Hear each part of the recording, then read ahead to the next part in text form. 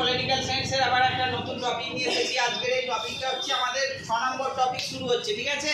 5 নম্বর টপিকে তোমাদের একটা লাস্টে একটা ইনফরমেশন দিয়েছিলাম, তোমরা দেখবে 5 নম্বর ভিডিওটা এই টপিক বলে লেখা রয়েছে।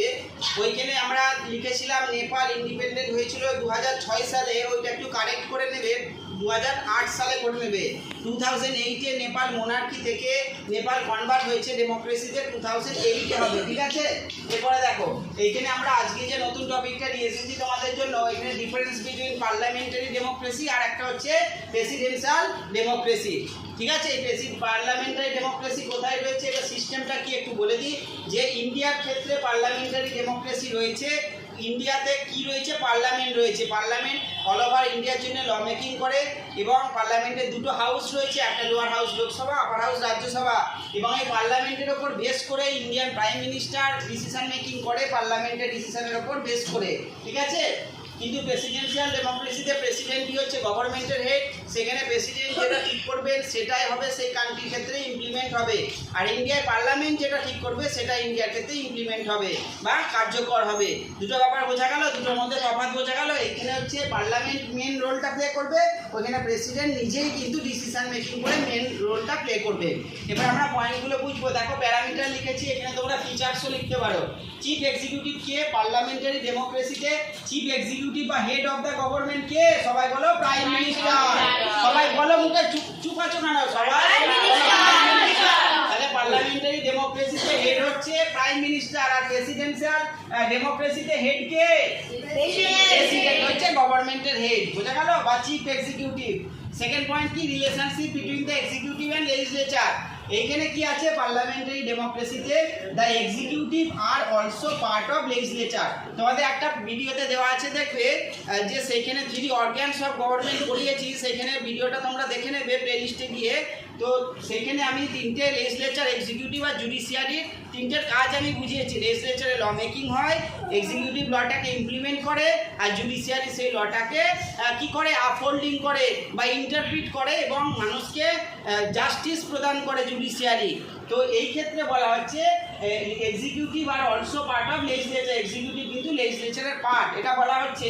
আর এখানে প্রেসিডেন্সিয়াল ডেমোক্রেসিতে the executive works independently of the legislature. এখানে কিন্তু দুটোই, এক্সিকিউটিভ লেজিসলেচার দুটোই কিন্তু ইন্ডিপেন্ডেন্টলি কাজ করে, ঠিক আছে? একে অপরের সাথে ওয়েল কানেক্টেড তারা নয়, তারা কিন্তু একে অপর ইন্ডিপেন্ডেন্ট, অর্থাৎ স্বাধীনভাবে এই দুটো অর্গান কাজ করে। আর ইন্ডিয়ায় এই দুটো অর্গান একে অপরের সাথে মিশে কাজ করে, বুঝা গেল?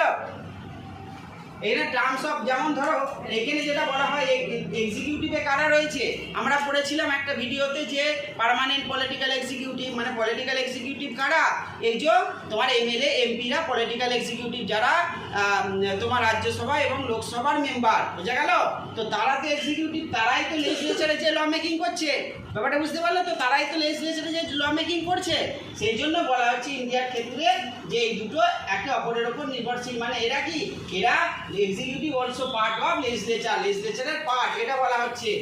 টার্মস অফ অফিস কি, it depends on the confidence of parliament. অর্থাৎ পার্লামেন্টারি ডেমোক্রেসিটা কিসের উপর নির্ভর করে? প্রাইম মিনিস্টার টার্মটা বা এই যে এদের মেম্বারদের টার্মটা কিসের উপর নির্ভর করে?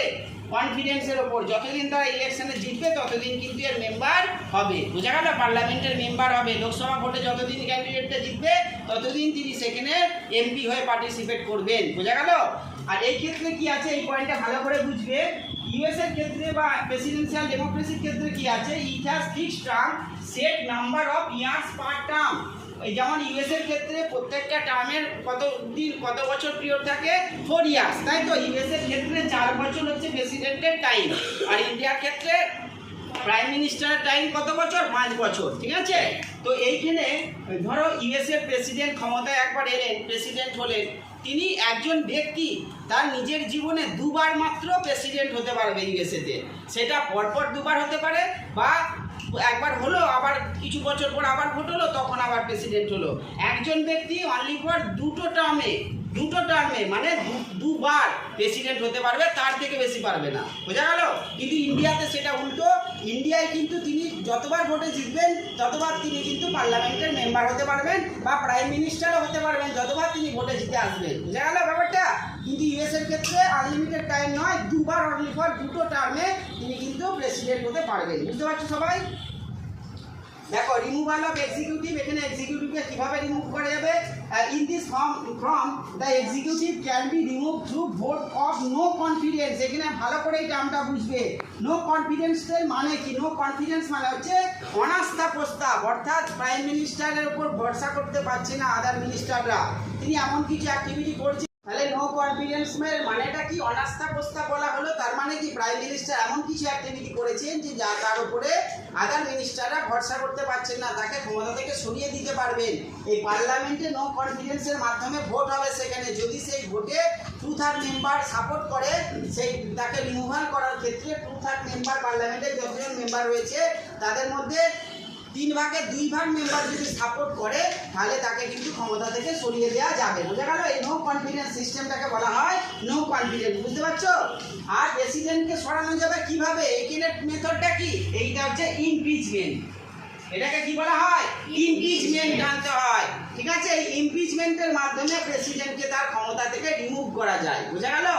ইমপিচমেন্ট এটাও ঠিক একই, এটাও পার্লামেন্টে ইমপিচমেন্ট আনতে হয়, কিন্তু এই সিস্টেমটা হচ্ছে সেখানে 2/3 মেম্বারের মেজরিটি থাকলে তবেই তাকে কিন্তু সরিয়ে দেওয়া যাবে। বোঝা গেল? বোঝা গেল? এবার দেখো ডিসিশন মেকিং এর ক্ষেত্রে কি বলা আছে? Here decision making is a collective responsibility of cabinet. এখানে ক্যাবিনেট মানে পার্লামেন্টের সবাই মিলে এখানে ডিসিশন মেকিং করবে, আর এইখানে ডিসিশন মেকিংটা কে করবে? প্রেসিডেন্ট একা করবে। বোঝা গেল না? যায়নি? লেখা আছে, বলো এই যে here decision making is a responsibility of president. বোঝা গেল? প্রেসিডেন্ট হ্যাজ, এটা প্রেসিডেন্ট, এখানে স্টপ আছে, এখানে প্রেসিডেন্ট আবার হবে, এটা ঠিকই ছিল। প্রেসিডেন্ট হ্যাজ ইন্ডিপেন্ডেন্ট অথরিটি, এখানে প্রেসিডেন্ট হচ্ছে, সবাই এটা অ্যাড করে নাও। এখানে হচ্ছে প্রেসিডেন্ট হচ্ছে ইন্ডিপেন্ডেন্ট অথরিটি, তিনি একটা স্বাধীন একটা সংস্থার মতো কাজ করে, তিনি স্বাধীন, তিনি ডিসিশন নেবেন প্রেসিডেন্সিয়াল ডেমোক্রেসিতে। Example India, UK, Japan parliamentary democracy আছে এই কান্ট্রিগুলোতে, আর প্রেসিডেন্সিয়াল ডেমোক্রেসি রয়েছে ইউএসএ, ব্রাজিল।